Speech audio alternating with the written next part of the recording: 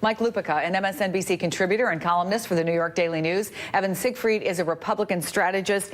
I gotta show you guys some of the headlines here and some of the things that have been coming out, details from the papers. The Washington Post reports Trump had long questioned Comey's loyalty and judgment and was infuriated by what he viewed as the director's lack of action on leaks.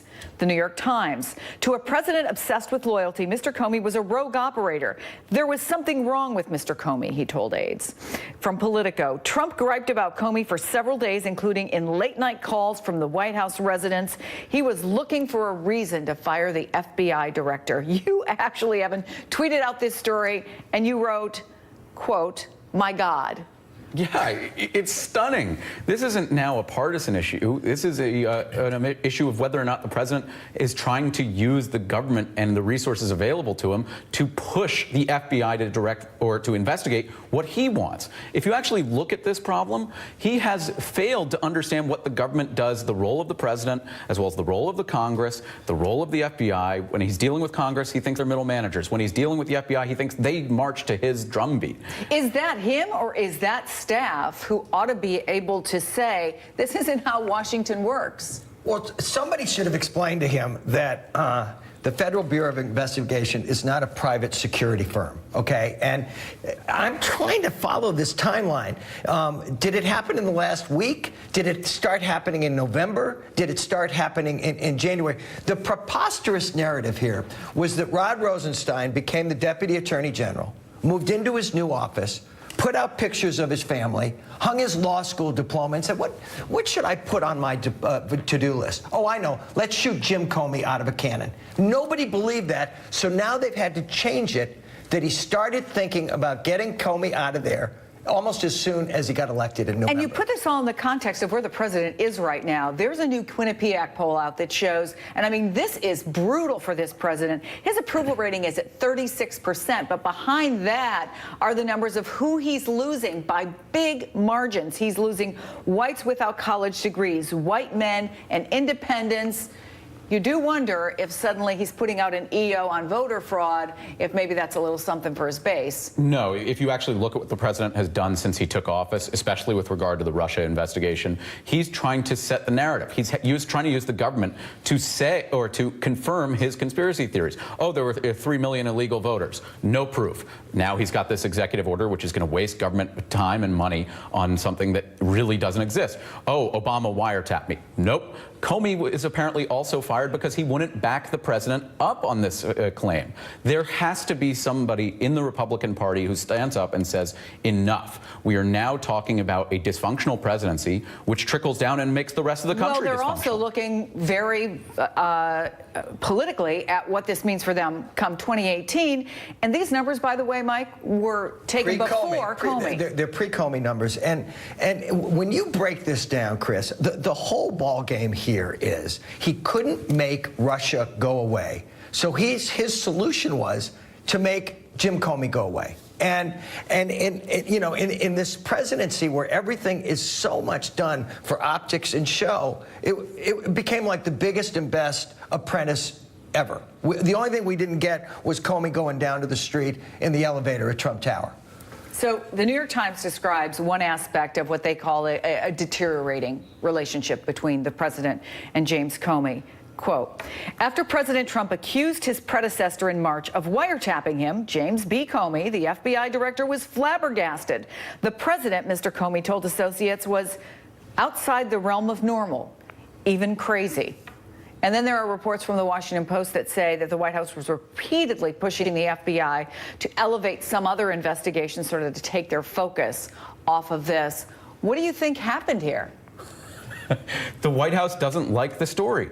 The president obviously wants the Russia investigation to go away, but he's actually sort of making it bigger, not only in firing James Comey, but in every action he's taken. If he really wanted it to go away, he should just come out and say, I'm going to open up everything, release the tax returns. That's kind of the irony and that's of this, how you right? get rid Because of it. when you hear from Mike Vaquera, what the net result of this has been is that it's taken Republicans who are in charge of these committees, and it seems to have actually motivated them to even do more, including the subpoena. Chris, Chris, from the start, and again, there's a new normal going on in the White House.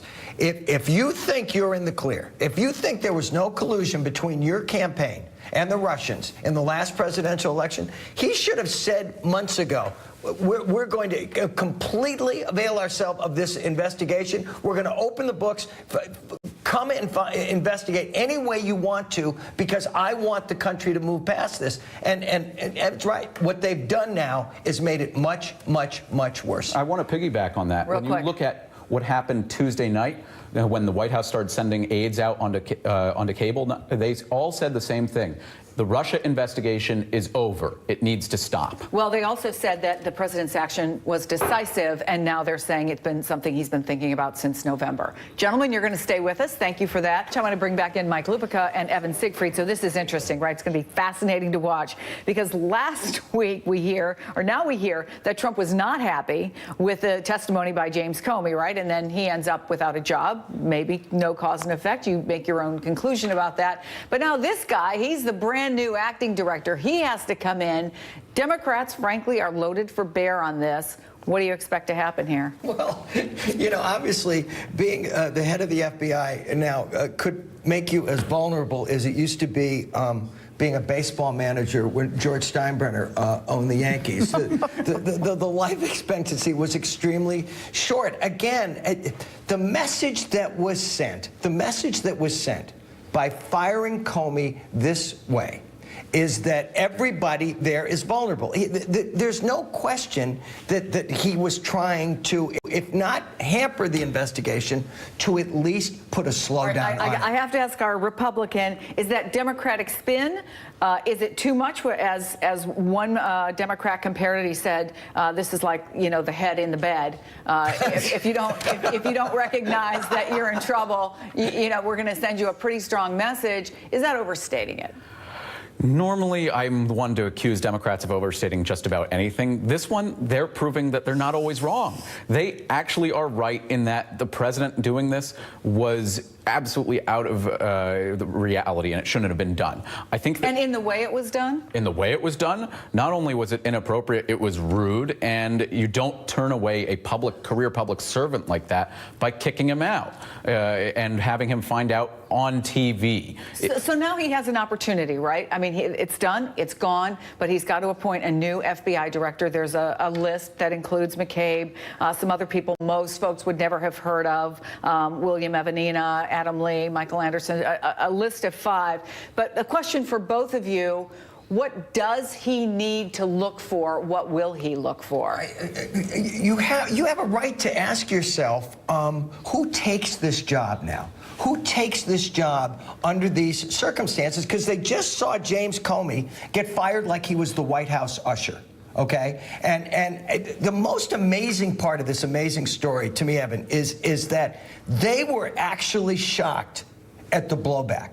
Thinking the false narrative here is that if you criticize James Comey for not knowing when to shut up last summer, that you would be on board with the way he got fired this week. Well, your statement just now was accusing the White House of having a measure of competence, and they've never been able to demonstrate that. I think the administration in Veep was far more competent than these guys. But there are 2 things that are really standing out. One, Attorney General Jeff Sessions is interviewing for interim FBI directors, and because of his recusal on the Russia stuff, he needs to actually not be interviewing for interim directors. And 2, the best thing the White House can do is find the most golden child who will pass by a vote of 100-0 in the Senate, because that's the only way to move forward and have trust in the FBI. Julia and public. Louis-Dreyfus for president? No, but Chris, you have to say when you look at Jeff Sessions, by the way, that he's kind of taken the recuse out of recusal in this whole matter, because I thought he wasn't supposed to be anywhere near this process, and he's right in the middle of it. I've worked in the federal courts, and I've seen judges recuse themselves in cases where a restaurant shared a similar name to a defendant. The Attorney General would be wise to follow that. Let's hear again from Daily News columnist Mike Lupica, Republican strategist Evan Siegfried, and former Department of Justice spokesman Matt Miller. Hot off the presses, Matt, we just talked to Utah Republican Senator Mike Lee's staff. They say this tweet is not a joke. I'm going to read it to you. Instead of a special prosecutor, Donald Trump should nominate Merrick Garland to replace James Comey. What do you make of that?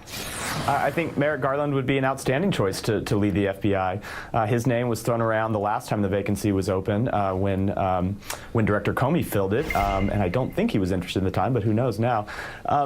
But that doesn't solve the need for a special prosecutor. The FBI is the investigating side of the House, but the problem is when you have the prosecuting side of the House led by Rod Rosenstein, who is a political appointee of the president and who once had a stellar reputation, but I think has somewhat besmirched it in the last few days by giving Trump cover to fire the FBI director. Just having an independent FBI director doesn't solve the problem. You still need an independent prosecutor, someone who's out of the regular DOJ chain of command, who people can have confidence in will lead this investigation fairly and without political interference. Yeah, but as we say, that doesn't negate the need for the president to find someone who's acceptable to both sides. But do you think, Evan, that this Merrick Garland tweet is pretty straightforward? I think there's an ulterior motive. While Merrick Garland would probably pass the Senate unanimously, what Mike Lee is trying to do, he's trying to open up that circuit court seat for a Republican nominee because Donald Trump, for all of his faults, has put out a wonderful list of conservative judges who would fill a federal bench in many ways. And I would say Justice Don Willett from Texas would be a perfect fit for there. All right, let's talk a little bit, if we can, about what's going to be happening here in the next couple of minutes. Trump wants a fresh start, obviously, but he doesn't exactly necessarily get that with McCabe. His name has already made headlines when it was reported that the White House Chief of Staff, Reince Priebus, talked to McCabe about pushing back against a New York Times report that the Trump campaign had repeated contacts with Russia. Trump himself criticized McCabe for donations his wife received when she ran for Virginia State Senate from a Clinton ally. Take a listen. We've never had a thing like this in the history of this country. This represented a large portion of the money the FBI official's spouse had for the entire campaign, a big percentage. It's absolutely disgraceful. It's absolutely terrible.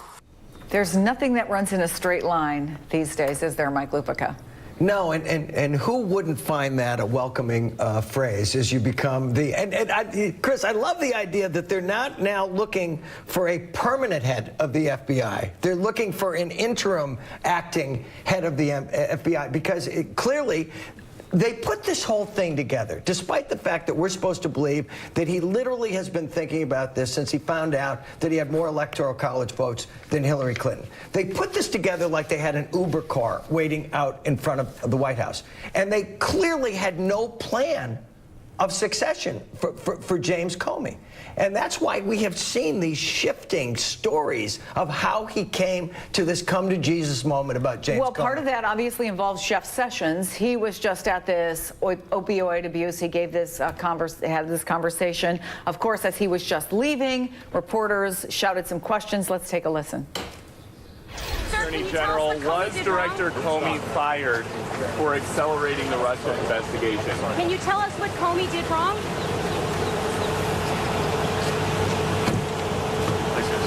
So nothing there, but they had to ask the question, obviously. And we haven't talked a lot about Jeff Sessions because we've been so focused elsewhere. I think what you're seeing is Jeff Sessions is going into bunker mode, and that's the safest thing he can do right now. First, the White House was saying it was Deputy Attorney General Rosenstein who was responsible for the firing. And when Rosenstein sort of said, hey, I'm not the fall guy here, they then started shifting. Oh, it was in the works a long time. Oh, the FBI morale. And it keeps getting rebutted. This is also a symptom of dysfunction within the White House because the only very few aides were in on this decision from the get-go, and they only told the press staff about an hour before it happened. They had no time to come up with a long-term strategy to deal with this and actually alleviate many of the unforced errors that are being made. All right, we got to make that the last word, but thank you guys for being with us for this hour. We appreciate it.